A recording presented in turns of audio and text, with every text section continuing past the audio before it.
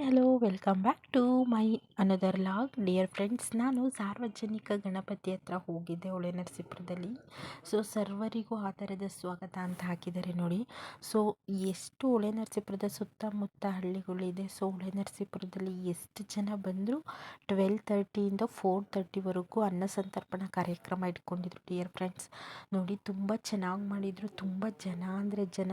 ಸ್ವಲ್ಪ ನಾವು ಜನ ಕಡಿಮೆ ಆಗಿದ್ದಾಗ ಹೋಗಿದ್ವಿ. ಇಲ್ಲೇನು ಮಾಡ್ತಿದ್ದಾರೆ ಅಂತ ಹೇಳಿದ್ರೆ, ಯಾರು ದುಡ್ಡನ್ನು ಕೊಡ್ತಾರೋ ಅವ್ರ ನೇಮನ್ನು ಹೇಳ್ತಿದ್ರು. ಏಕೆಂದರೆ ಅನ್ನ ಸಂತರ್ಪಣೆಗೆ ತುಂಬ ಚೆನ್ನಾಗಿ ಮಾಡಿದರು ಫ್ರೆಂಡ್ಸ್. ಅಲ್ಲಿ ತುಂಬ ಜನ ಅಂದರೆ ತುಂಬ ಜನ. ಸೊ ಲೇಡೀಸ್ ಒಂದು ಕಡೆ ಮತ್ತು ಬಾಯ್ಸಿಗೆಲ್ಲ ಜೆಂಟ್ಸಿಗೆಲ್ಲ ಒಂದು ಕಡೆ ಊಟದ ವ್ಯವಸ್ಥೆ ಮಾಡಿದರು. ಈ ಸಲನೇ ಈ ಥರ ಮಾಡಿದರು ನೋಡಿ. ಇಲ್ಲಿ ಗಣಪತಿ ಹೋಮ ಎಲ್ಲ ಮಾಡಿದರು. ಇದು ರಂಗೋಲಿಯಲ್ಲಿ ಬರೆದಿರೋದು ಗಣಪತಿನ. ತುಂಬ ಚೆನ್ನಾಗಿತ್ತು ಅಂದರೆ ತುಂಬ ಚೆನ್ನಾಗಿತ್ತು ಫ್ರೆಂಡ್ಸ್. ನೋಡಿ ಇದು ಫುಲ್ ಗಣಪತಿ. ಸೊ ಇದು ಸಾರ್ವಜನಿಕ ಗಣಪತಿ. ಇದು ಮಹಾಗಣಪತಿದು ಸನ್ನಿಧಾನ ಅಂತಲೇ ಇದೆ.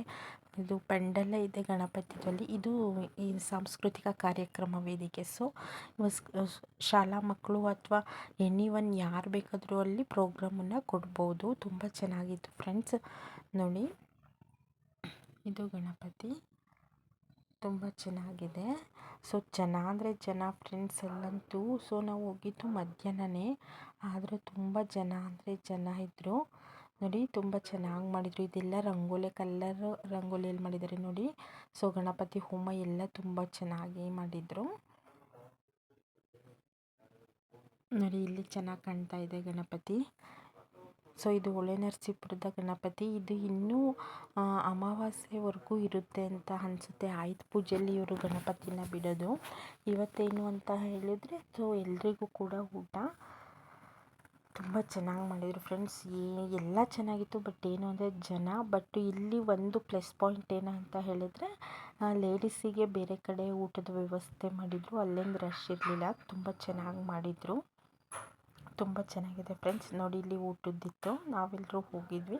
ಸೊ ನಿಮಗೇನಾದರೂ ಇಷ್ಟ ಆದರೆ ಲೈಕ್ ಮಾಡಿ, ಶೇರ್ ಮಾಡಿ, ಕಾಮೆಂಟ್ ಮಾಡಿ. So thank you for the watching. So ಹೊಸ್ದಾಗಿ ಯಾರಾದರೂ ನೋಡ್ತಾ ಇದ್ದರೆ ನನ್ನ ಚಾನಲನ್ನು ಸಬ್ಸ್ಕ್ರೈಬ್ ಮಾಡ್ಕೊಳ್ಳಿ. Thank you so much.